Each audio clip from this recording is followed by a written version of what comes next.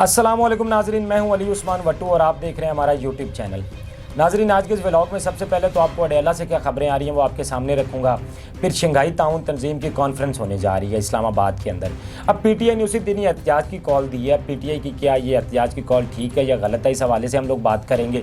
फिर PTI leadership के अंदर इख्तलाफात बहुत ज़्यादा पाए जा रहे हैं। अब कुछ इख्तलाफात तो खुलकर इतने सामने आ रहे हैं कि वो मीडिया पर भी रिपोर्ट हो रहे हैं। फिर अगर हम लोग ये एहतजाज की बात ही करें तो उस पर भी पीटीआई का दो तरह का मौक़िफ़ है। कुछ लोग ये चाहते हैं कि एहतजाज होना चाहिए, कुछ लोग ये चाहते हैं कि एहतजाज नहीं होना चाहिए।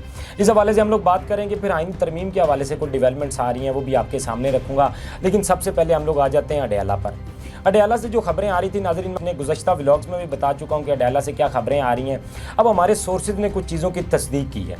हमने कोशिश की थी कि हम लोग जान सकें कि खान साहब की सेहत के हवाले से जो खबरें आ रही हैं अडेला से, क्या वो ठीक हैं या गलत हैं।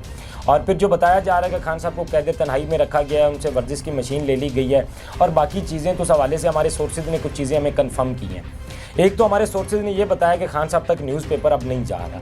पहले जो खान साहब तक जो 2 न्यूज़पेपर उनको दिए जा रहे थे, अब खान साहब को वो 2 न्यूज़पेपर नहीं दिए जा रहे हैं। उनको बिल्कुल आप कह लें कि हर चीज़ से कट ऑफ कर दिया गया है। देखें, अब उनके पास कोई इस तरह का सोर्स है ही नहीं कि जिससे उनको खबरों का पता चल सके, उनको ये पता चल सके पाकिस्तान के अंदर चल क्या रहा है। टीवी तो वो वैसे नहीं देख रहे हैं। फिर 2 ही सोर्सेज थे उनके पास, अखबार जा रहे थे, वो भी ख़त्म कर दिए गए।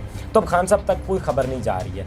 फिर ये भी बताया जा रहा है कि खान साहब को जो चहलकदमी के लिए वक्त दिया जाता था या वो बाहर बरामदे में निकलते थे, चहलकदमी करते थे, वो भी बंद कर दी गई है। अब ना ही वो वर्जिश कर सकते हैं। और फिर उनका, मैंने आपको बावर्ची के हवाले से बताया था, वो बावर्ची उनसे वापस ले लिया गया है। अब क्या है कि उनको नॉर्मल कैदियों वाला खाना दिया जाता है। जो लोग खाना देने जाते हैं उनको भी बाकायदा मॉनिटर किया जा रहा है कि खान साहब एक तो उनसे कोई बात ना कर सकें। फिर जो खान साहब के सिक्योरिटी पर मामूर लोग हैं, 6 घंटे बाद उनकी भी जो है शिफ्ट तब्दील कर दी जाती है।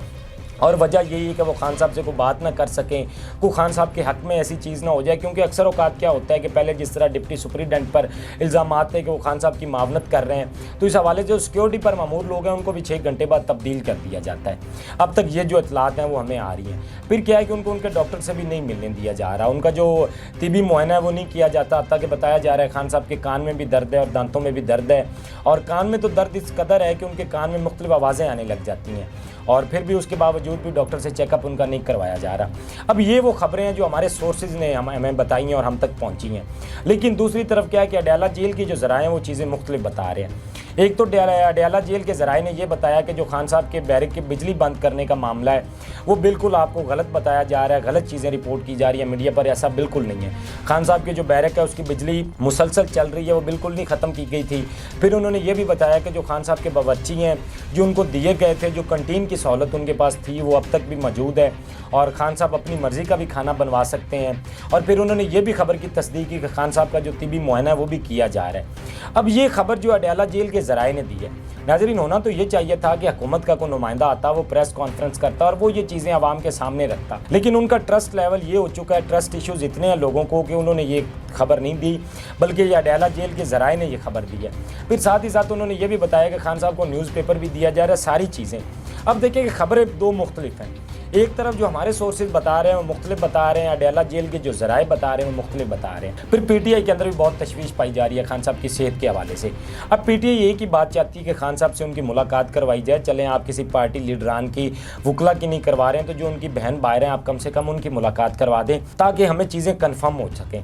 क्योंकि पीटीआई की लीडरशिप तो ये भी कह रही है कि खान साहब की जान को ख़तरा है। और जब से 3 अक्टूबर के बाद अब तक आप देखेंगे, आज 13 अक्टूबर है, 10 दिन हो गए खान साहब से किसी भी बंदे की कोई मुलाकात नहीं हुई है। तो पीटीआई एक ही चीज़ चाहती है कि उनसे मुलाकात करवा दें। और जब अडेला जेल ये चीज़ें कन्फर्म कर रहा है तो फिर मुलाकात करवाने में हर्ज क्या है। आप एक मुलाकात करवा दें ताकि उनको तसल्ली हो जाए।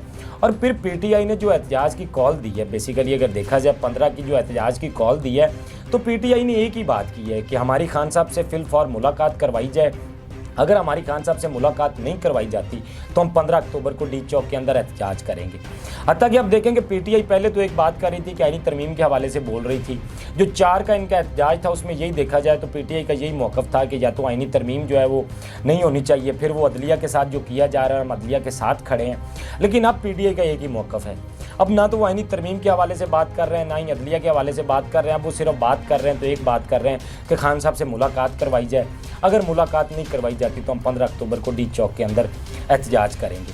अब जो डी चौक के अंदर एहतजाज है, क्या पीटीआई की ये कॉल ठीक है या गलत है? अब पीटीआई की जो सियासी कमेटी है, जब उसमें भी ये चीज़ सामने रखी गई तो उसमें भी दो मौक़िफ़ पाए गए। हत्ता कि अली अमीन गंडापुर ने भी इस चीज़ की मुखालफत की और चेयरमैन पीटीआई बैरिस्टर गौहर ने भी इस चीज़ की मुखालफत की, और भी बहुत सारे लोग थे जिन्होंने इस चीज़ की मुखालफत की कि उस दिन एहतजाज नहीं होना चाहिए।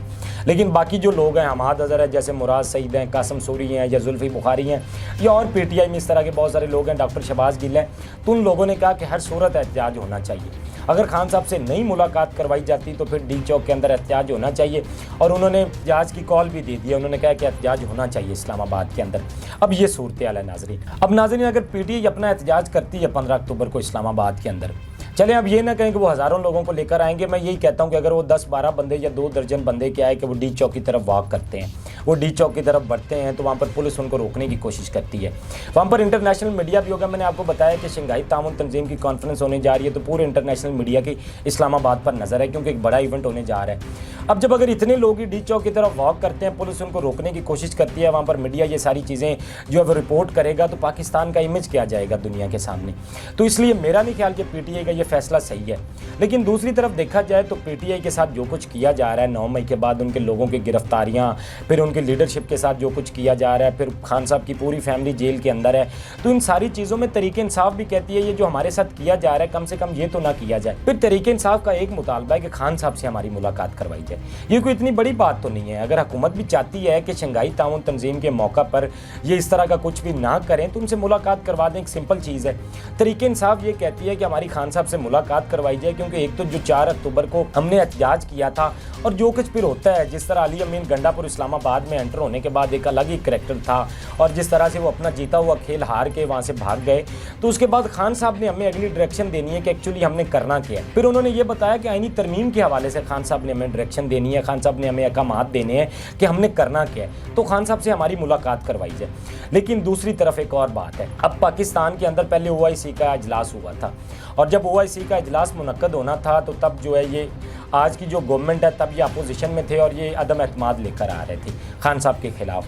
तो तब तरीके इंसाफ की हुकूमत ने कहा था कि आप कुछ दिन रुक जाएं, OIC का इजलास होना है और उसके बाद आप ये सारी चीज़ें कर लें। तो तब बिलावल साहब और ये शहबाज शरीफ साहब या बाकी लोग, इन्होंने कहा था कि हम देखते हैं OIC की यहाँ पर कॉन्फ्रेंस कैसे होती है। तो तब ये उसके खिलाफ बहुत खुलकर बोले थे। तो क्या तब पाकिस्तान को इंटरनेशनल कॉन्फ्रेंस नहीं हो रही थी, या तब इस तरह की चीज़ें लाहक नहीं थी जो आज है?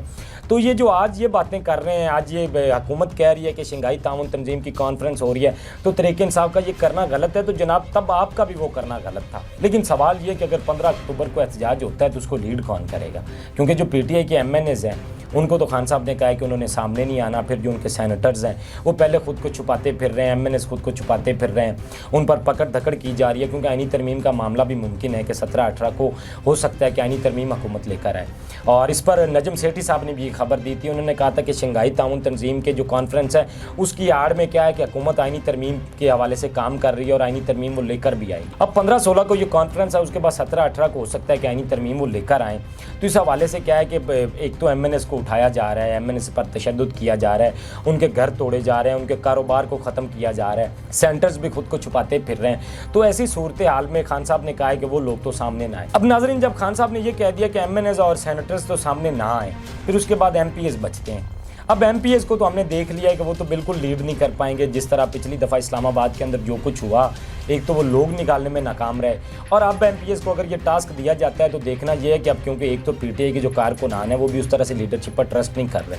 जो पिछली दफ़ा उनके साथ हुआ है, इस दफ़ा वो भी सोचो विचार में है कि क्या किया जाए क्या नहीं किया जाए। वो ज़रूर चाहते हैं कि खान साहब बाहर आएँ, वो ज़रूर चाहते हैं कि आईनी तरमीम ना हो, लेकिन उनके पास कोई डायरेक्शन नहीं है, कोई लीडरशिप नहीं है जो उनको लेकर चल सके। तो इस हवाले से जो PTI का जो कह लें आप वर्कर है, वो बहुत डबल माइंडेड है, उसको नहीं समझ आ रही कि मुझे क्या करना है। बहरहाल देखना ये है कि अब हुकूमत अगर पाकिस्तान तरीके इंसाफ की इमरान खान से मुलाकात करवा देती है तो फिर तो ये चीज़ें मौखर हो जाएंगी। अगर ये नहीं करवाती तो अब देखना यह है कि 15 अक्टूबर को क्या होता है। अब जो भी इस हवाले से अपडेट्स आएंगे वो तो आपके सामने रखेंगे। अब जो हमारे पास आईनी तरमीम के हवाले से मैंने आपको बताया कि नंबर गेम का जो चक्कर है वो अब तक हुकूमत पूरा नहीं कर पाई। अब देखें ना कि असम्बली के अंदर अगर MNAs तो वो पूरे कर लेते हैं, वो किसी तरह भी लोगों को ख़रीद लेते हैं, उनको मार पीट के, उनको किसी भी तरह तशद्दुद करके किसी भी तरह उनका वोट ख़रीद लेते हैं। लेकिन सेनेट के अंदर उनको मौलाना फजल रहमान के बगैर वो ये नहीं कर पाएंगे। 64 की ज़रूरत है और 58 उनके पास मौजूद हैं। अब 58 में भी से जो एक कहा जा रहा है उसने कहा है कि मैं वोट नहीं दूंगा, तो 57 है तकरीबन। अब जो बाकी लोग हैं वो किस तरह से करेंगे? अगर मौलाना फजलुर रहमान मानते भी हैं तो 2 फिर भी कम रहेंगे और अख्तर मिंगल साहब पहले उनको मना कर चुके हैं। तो अब ये जो आईनी तरमीम के हवाले से नंबर गेम है, हुकूमत अब तक उसमें कन्फ्यूज़ है, वो उसको पूरा नहीं कर पा रही। एक तरफ वो दावा तो ये कर रहे हैं कि हमारे पास नंबर गेम पूरी, और अहमद रज़ा साहब ने कहा था कि मैं कहता हूँ ख्वाजा आसिफ साहब को कि एक दफ़ा वो फिर से अपने बंदे पूरे कर लें। तो कहीं ना कहीं जो उनका कॉन्फिडेंस है उससे ये लग रहा है कि हुकूमत के पास अब तक भी नंबर गेम पूरी नहीं है और हुकूमत इस पर कोशिश कर रही है। अब अगर आईनी तरमीम आती है तो हुकूमत ये अपने नंबर गेम सेनेटर्स का खास तौर पर क्या करेगी, इस हवाले से भी जो खबरें आएंगी वो भी इंशाल्लाह आपके सामने रखेंगे। आप भी अपने फीडबैक से हमें ज़रूर आगाह कीजिएगा। अब तक के लिए इतना ही। अपने मेज़बान को दीजिए इजाज़त। अल्लाह निगहबान। इस तरह की और वीडियोस देखने के लिए सब्सक्राइब कीजिए हमारा चैनल और देखते रहिए PSPKG न्यूज़।